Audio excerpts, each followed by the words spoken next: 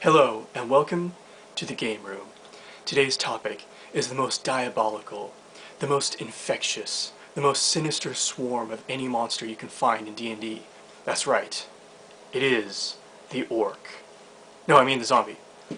So, this video was inspired by everyone's favorite supervillain, Ander Wood, and his video in which he talks about bringing the one bite and you're hooked infectious zombie that need headshots to be killed into D&D. The infection then spread, and everyone's favorite superhero, Bolt Orange, has his video about zombies, dwindling time, dwindling resources, and the siege mentality of using zombies as an environmental hazard.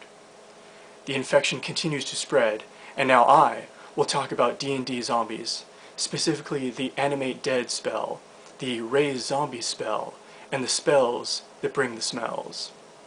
Now, D&D zombies are a bit of an anomaly when we think about zombies. They do not crave flesh. You do not need a headshot to kill them.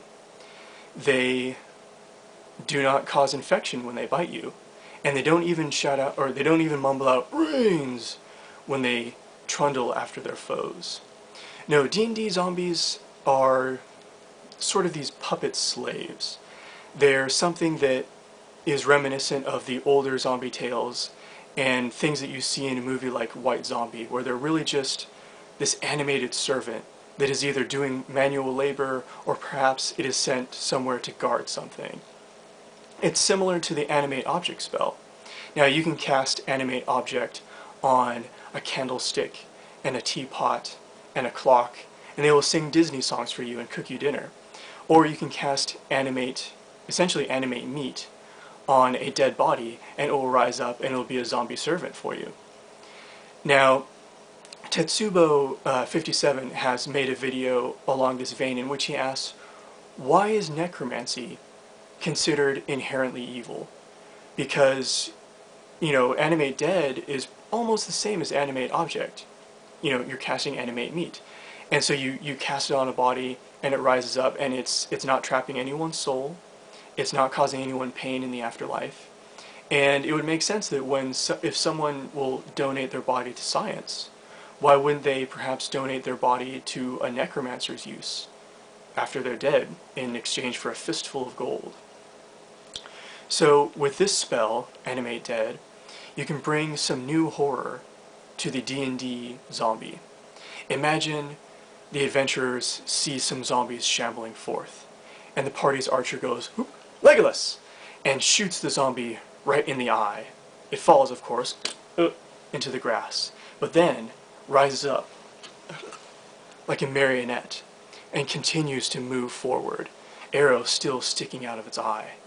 Another character swipes out with his axe. He severs a zombie's arm. It falls into the grass, and then begins to crawl forward towards the party, never giving up. A third character slices with his sword and takes a zombie's head clean off. He thinks he's won, he thinks it's over, but the zombie proceeds to reach out and throttle him about the neck. Now, the party is dealing with a truly implacable foe, a seemingly invincible foe, because these are essentially just animated marionettes, animated mannequins, animated objects. You can hack pieces off them all day and they don't care. You need to either turn them into ash with a fireball, melt them into goo with an acid spell, or perhaps just completely disrupt their entire cell structure with a lightning bolt. But these are often out of the reach of low-level characters, and low-level characters are the ones who face zombies. So now, these zombies that seem to resist any and all damage, and they just rise up, this is true horror for the low-level character. And now they know that they need to deal with the necromancer who's raising these things up.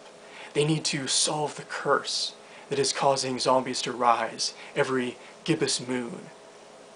Zombies are no longer something that you just go up and fight and it spits out EXP and gold. Now it's a problem that they have to approach from a different way. They have to use some lateral thinking. They have to use some thinking before the zombies eat their brains. So when you're casting Animate Dead, you're casting Animate Meat, this means that you're not restricted only to humans. You can cast it on any sort of dead animal matter. This means you can have a zombie bear, and that's some bad news right there.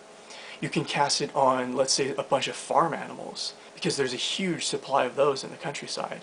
Can you imagine the horror of seeing, zombie cows and goats and chickens as they shamble forward and they start goring and trampling and pecking their peasant masters to death, and then they begin to consume their flesh? That's right, the hamburger is going to get some revenge on you. Now you might be asking, wait a second, why are these animated puppets, why are they eating flesh? Well, I had a thought. I was thinking that perhaps protein, perhaps animal matter, perhaps biomass is the sort of thing that will fuel this necromancy, something that will keep it going. As long as a zombie eats flesh, the necromancer can make it a fire and forget weapon. He just goes, cast animate once, and as long as it has a food supply, the spell will keep going inside the zombie. Also, since these animated zombies, they can lose a limb, they can lose their head, and they will continue shambling on. Perhaps, well, not the headless ones, but perhaps the other ones need to eat protein, need to eat animal pieces, so that they can regenerate lost bits and lost limbs. Of course, these limbs that they regenerate are going to be twisted and deformed and mutated from the necromantic spell. So when a zombie loses a hand, he might eat a peasant's brain and then regenerate something with claws. A zombie might develop the ability to spit acid. Another zombie may become bloated and filled with slime, so that when it is slashed or shot, it bursts forth with a disgusting ichor that is either acid or perhaps it calls other zombies to it. Perhaps when a zombie eats enough flesh, it will grow to massive size, massive strength, and it'll be a huge tank of a beast. Now, these are ideas that I have stolen from the video game series Left 4 Dead, because it has normal zombies and then these horrid mutated zombies. And you can put these into a D&D game. I know I certainly have. And so, that is my take on D&D zombies and the animate dead spell.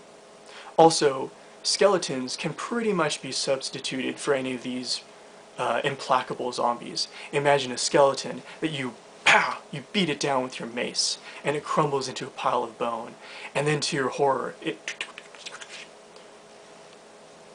comes back into full form. And so, unless you grind the bones to powder, this thing will always chase you. That is the D&D zombie. So bar your doors and fear the night, because when there's no more room in hell, YouTube will be filled with zombie videos.